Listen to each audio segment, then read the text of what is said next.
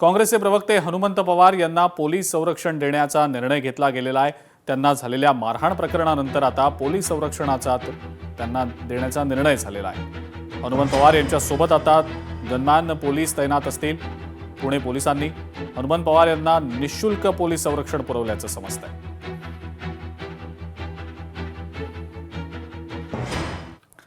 यानंतरची एक बातमी ओडिशामधली आहे। ओडिशामध्ये पोलिसांनी सर्वात मोठी कारवाई करत एका अधिकाऱ्याच्या घरी छापामारी केली आणि या अधिकाऱ्याच्या घरी तब्बल 4 कोटींचं घबाड सापडलंय। एका कोळसा विक्रेत्याकडनं 30,000ची लाच घेताना या अधिकाऱ्याला पकडण्यात आलेलं होतं।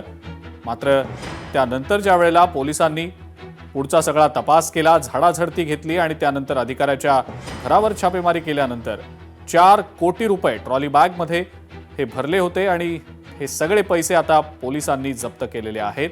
भ्रष्टाचाराच्या प्रकरणात अटक करण्यात आलेल्या ओडिशा खाण विभागाच्या अधिकाऱ्याच्या घरातून ट्रॉली बॅगमध्ये भरलेल्या नोटांची बंडलं जप्त करण्यात आलेली आहेत।